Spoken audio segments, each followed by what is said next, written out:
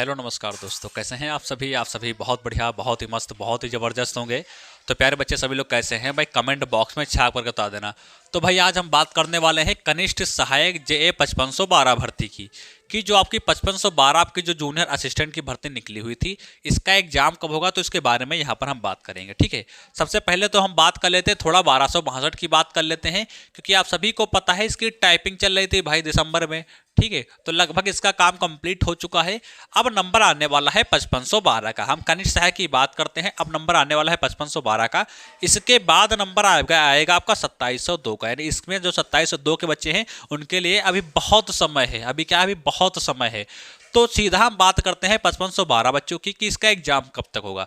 तो भाई साहब आप सभी ने देखा होगा कि सबसे पहले तो यही लग रहा था कि इसका एग्जाम जो है वो आपका दिसंबर में हो जाएगा। ये चीज़ मैंने बताई थी, लगभग सारे टीचरों ने इस चीज़ को बारे में बताया था, क्योंकि ऐसा लग ही रहा था कि इसका एग्जाम जो है वो आपका दिसंबर में हो जाएगा। लेकिन क्या दिसंबर में हुआ? तो इसका एग्जाम दिसंबर में नहीं हुआ। ये चीज़ आप सभी को पता है। उसके बाद जनवरी भी लग गई।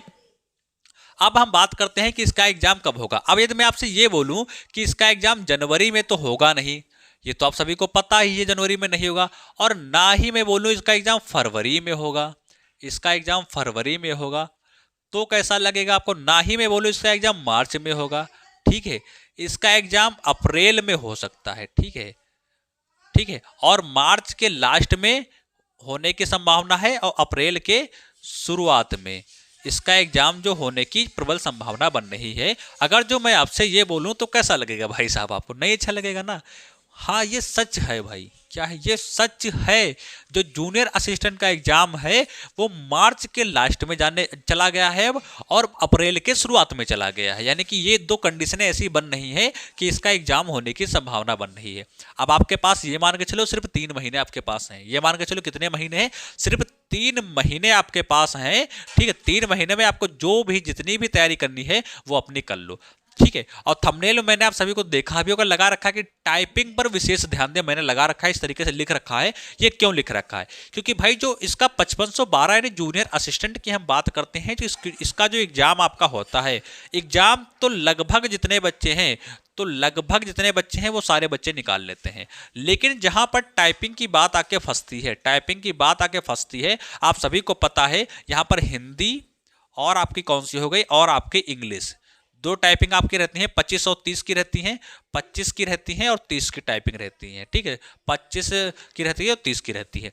तो इस टाइपिंग से जो बच्चे हैं वो ज़्यादातर क्या होते हैं, वो ज़्यादातर जो बच्चे बाहर होते हैं वो कहाँ से होते हैं? वो टाइपिंग से होते हैं। मैं आप सभी को बता दूं, जो मतलब बचपन में जो मुझे पढ़ाए थे गुरु एक ऐसे हैं, गुरु एक जो बचपन में मुझे पढ़ाते थे, अभी कुछ दिन पहले ही मुलाकात हुई थी, तो उन्होंने खुद हमसे कहा था कि भाई जो है हमने 1262 वाला भी एग्जाम हमने क्लियर कर रखा है। सॉरी, हाँ, 1262 वाला एग्जाम क्लियर रखा है और इसकी उनकी टाइपिंग लगी हुई थी। और ये बोल रहे थे कि भाई टाइपिंग से वो बाहर भी हो चुके हैं कई बार, और 5512 वाले में भी इन्होंने क्या किया है, फार्म को डाला हुआ है, और अब 2702 में भी इन्होंने क्या किया है, फार्म को भर दिया है। और ये मतलब टाइपिंग बोल रहे थे, निकलना बड़ी बात हो जाती है। और ये भी बोल रहे थे कि भाई टाइपिंग से बहुत से बच्चे बाहर होते हैं, और उन्होंने खुद हमसे कहा था कि भाई जो है हम बाहर होने के तदार पे ज्यादा हैं, क्योंकि मुझे टाइपिंग नहीं आती है। एग्जाम तो खटाखट क्वालिफाई करते हैं, लेकिन टाइपिंग की वजह से कई बार बाहर भी हो चुके हैं। और ये भी बोले थे कि इस बार भी मुझे मुश्किल लग रहा है ना।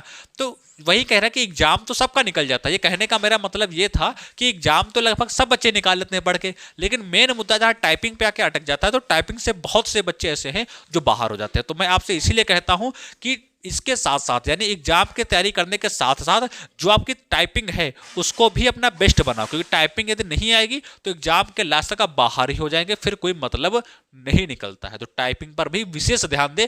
यदि आप घर पर प्रैक्टिस कर रहे हैं, 25 की आते होगी तो 25 की कर रहे हैं, 30 की होगी तो 30 की कर रहे हैं, और घर पर अच्छा एवरेज आ रहा है, तो वहां पर कोई हड़बड़ाने की बात नहीं है। आराम से आप जो है वहां पर निकाल देंगे। एग्जाम मैंने बताया कि मार्च के लास्ट में जा गया है, और अप्रैल के शुरुआत में आपका जो है वो आपका कंडक्ट हो सकता है। क्यों हो रही है देरी एग्जाम में, ये भी यहाँ पर हम बात कर रहे हैं, क्योंकि भाई आपका जो यूपी तपस्वी का एग्जाम है उसमें देखा होगा कि बहुत से जो है यहाँ पर समस्याएं देखने को मिल रही हैं। अभी इनको पेट भी कराना है, यूपी पेट भी इनको कराना है, 2025 वाला भी कराना है। इसके साथ साथ में लेखपाल का नोटिफिकेशन भी इनको देना है। और अभी आपने कुछ दिन पहले देखा होगा कि आपके 4 नोटिस आपके आए थे इसके अंतर्गत, तो वो बहुत 16 के कोई हैं, कोई 15 के हैं, कोई 14 के हैं, कोई 17 के हैं, वो भर्ती के हैं, यानी बहुत पुरानी भर्ती के हैं। तो उनका क्या कराना है, उनका एग्जाम कराना है। वो कोई बहुत बड़ी भर्तियां नहीं है, छोटी छोटी भर्तियां हैं, लेकिन एग्जाम कराने में तैयारी तो करनी ही पड़ती है। तो ये बहुत इनके पास कार्यभार है, और उसके साथ साथ में इधर इनको लोअर पीसीएस भी देखना है।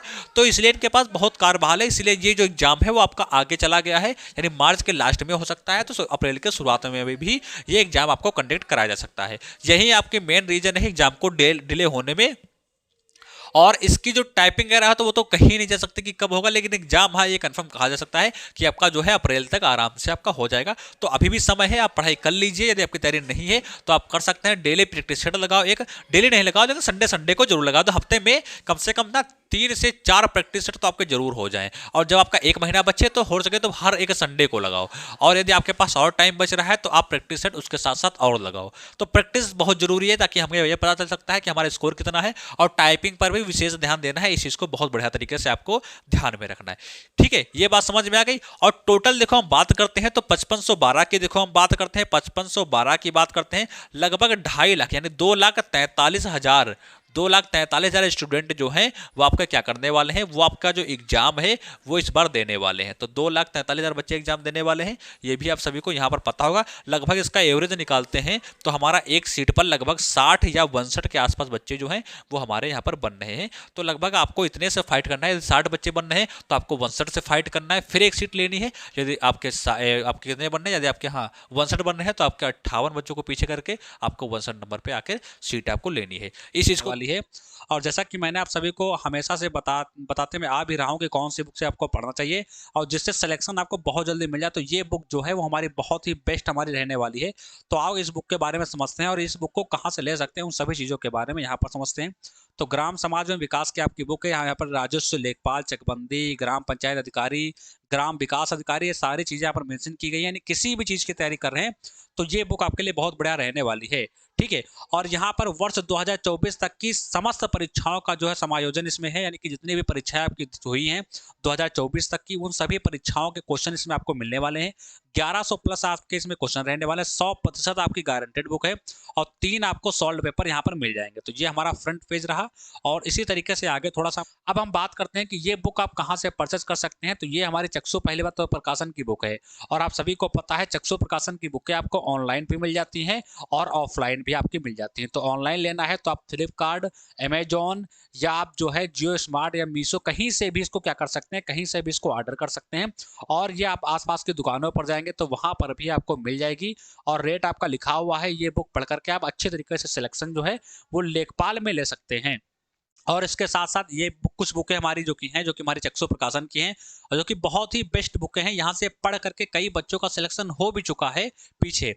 तो ग्राम विकास एवं देखो ग्राम समाज एवं विकास की आपकी बुक है, वो एक हो गई। एक आपके राजस्व लेखपाल की आपकी बुक हो गई। एक आपके राजस्व लेखपाल भर्ती 2000 परीक्षा के बारे में। ये 3 बुकें हैं, इसमें आपको 3 सॉल्व पेपर मिलेंगे। यहाँ पर आपको 3 सॉल्व पेपर मिल जाएंगे, प्लस यहाँ पर 100% आपकी गारंटेड ये बुक है। और यहाँ पर कुछ क्वेश्चन आपको मिलेंगे, 25 प्रैक्टिस सेट मिलेंगे, 3 आपके सॉल्व पेपर मिलेंगे। ये सारा फॉर्मेट जो दिया हुआ है, इन बुकों को आप अपने शॉप से या ऑनलाइन कहीं भी इसको ऑर्डर कर सकते हैं और इससे पढ़ करके आप बहुत ध्यान रखना। और हमने सिलेबस भी अगर आपको बता रखा है, सिलेबस भी अपना अच्छे तरीके से पढ़ते रहो। इसमें आपको यूपी जीके भी पढ़नी है, साथ में आपको क्या पढ़ना है, हिंदी पढ़नी है, रीजनिंग पढ़नी है, कंप्यूटर पढ़नी है। इसके साथ साथ हमने क्या बताया है, इसका जो सिलेबस है, सिलेबस में आप सभी को एक बार क्लियर कर दूं कि सिलेबस में क्या क्या सब्जेक्टें यहाँ पर पूछी जाती हैं। तो साथ में यहाँ पर यूपी भी पूछी जाती है और साथ में आपकी कंप्यूटर भी पूछी जाती है। कंप्यूटर हो गई और आपकी गलत हो गया भाई, आपकी कंप्यूटर भी पूछी जाती है और यहाँ पर क्या होती है, हिंदी भी आपकी पूछी जाती है और आपकी क्या होती है, और हिंदी हो गई, यूपी जी की, और रीजनिंग भी आपकी पूछी जाती है।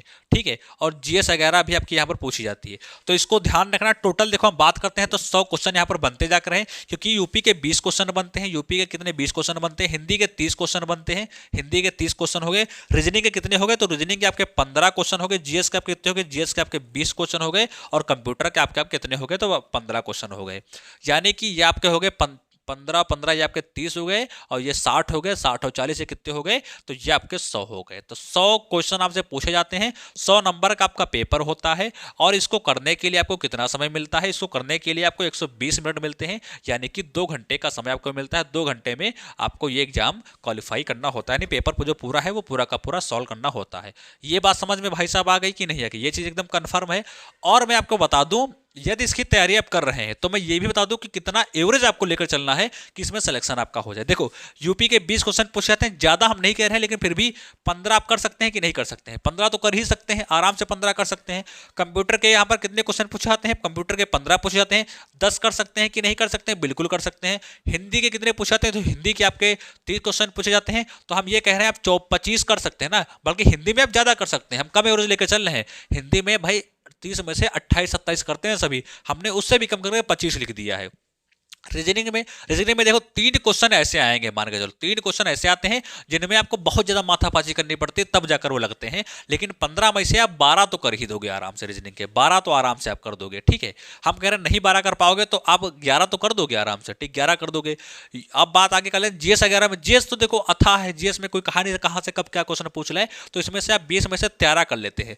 यदि आप इतना भी स्कोर करके वहां पर आते हैं तो भी सिलेक्शन हो जाएगा। यदि इतना, यानी 15 वो हो गए, 10 ये हो गए, 25 ये हो गए, 11 ये हो गए, 13 आपके ये हो गए, यदि इतना भी करके आएंगे तब भी सिलेक्शन आपका कोई रोकने वाला है नहीं। क्योंकि मेन बात जो आपकी फंसती है वो कहां कर फंस जाती है? मेन बात आपकी टाइपिंग पर आकर फंस जाती है, क्योंकि टाइपिंग सिलेक्शन का मेन केंद्र है, ये हम बोल सकते हैं जूनियर असिस्टेंट का, ठीक है। एग्जाम तो निकल जाएगा, कोई दिक्कत नहीं है। यदि आपने थोड़ा सीरियसली तैयारी की है तो एग्जाम आप क्वालिफाई कर देंगे, ठीक है। ये बात समझ में आ गई।